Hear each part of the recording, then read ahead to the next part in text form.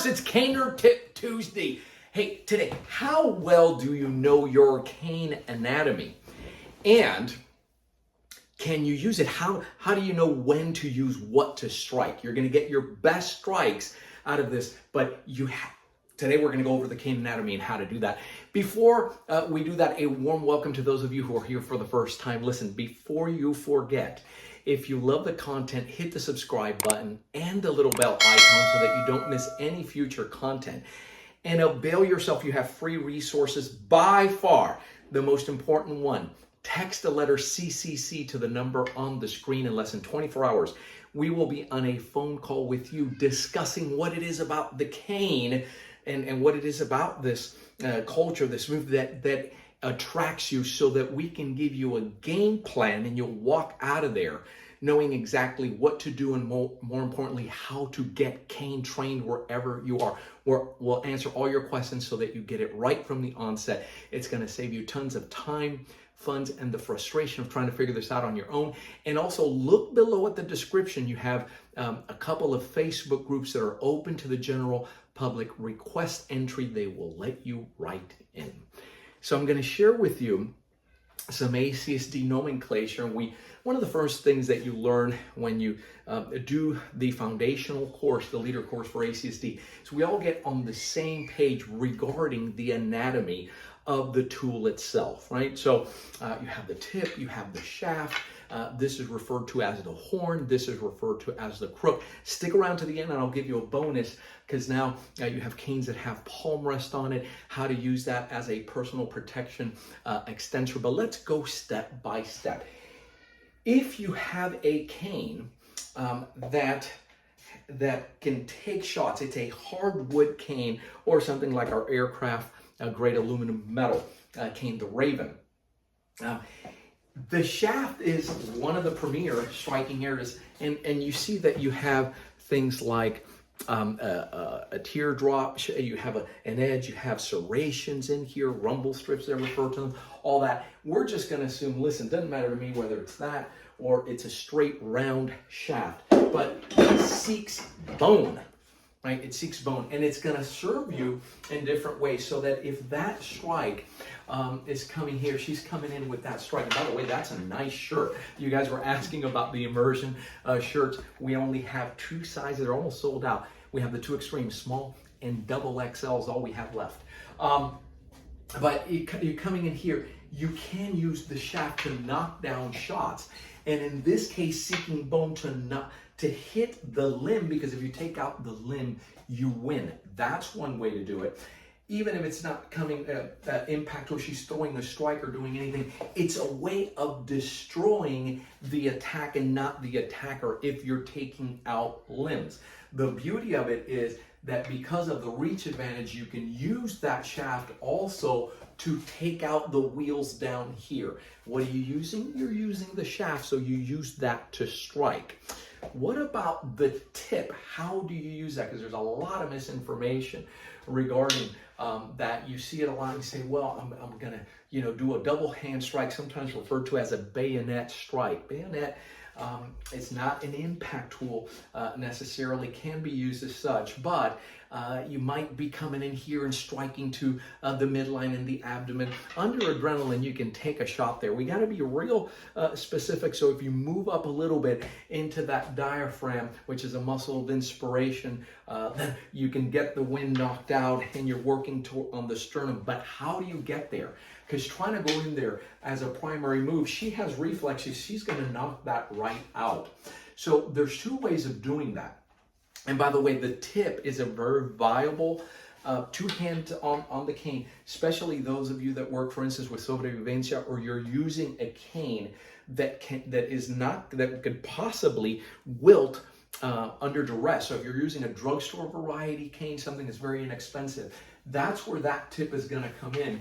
And these are movements where you see that my body movement leaves her exposed. Now a shot there would certainly, that would count, right, and would get her going. The second way of doing that, you see it in ACSD, and it's always as a secondary movement, is somewhere where she might be something that's coming to the midline, or I come in here and she's got the good reflexes and she stops the cane.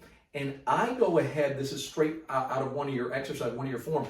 You move and you open the ribs down. Now you can go ahead because the ribs run this way and you're putting this right through. So as a secondary motion that opens this up and then stabbing in. Notice this with two hands. You can practice that on a ball bat and retract a quick. That's how you're using that tip.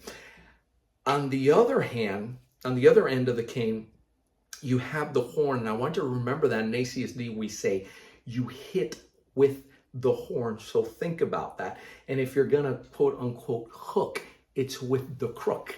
So this part of the anatomy here, the hitting. So without the tool, by the way, I want to go back to the tip for a second because I saw the knife.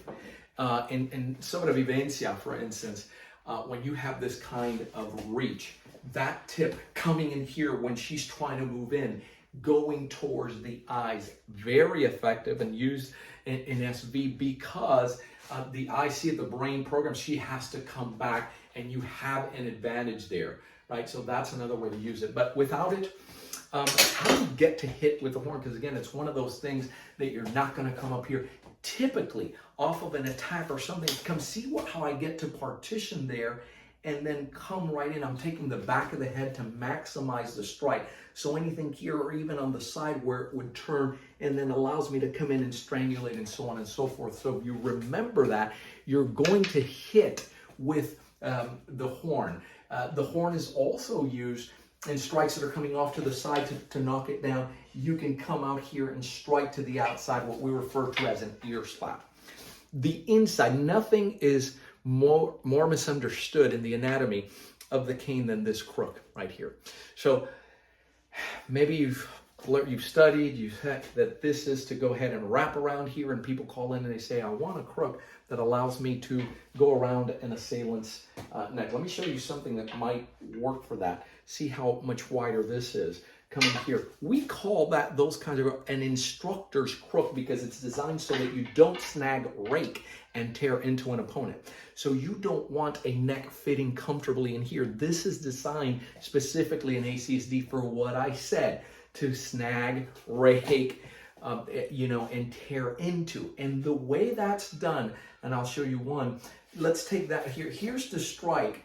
You connect, when I hit, that's a strike to the clavicle, would be when I come back, there I'm tearing already into. If I can show you that also, throw a strike, I do a deflection, I come in, I strike, and then when I pull, that's where you get the raking once I connect and I pull. See how it snags?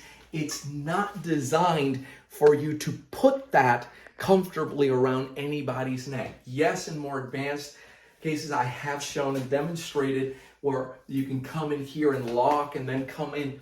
That's at another level, but it's not quite where I'm trying to play horseshoe and wrap this around. Here's a bonus for you. Much later on, canes, right now you can get them today in different types of palm rest. Very comfortable to walk around with, especially in a reverse grip.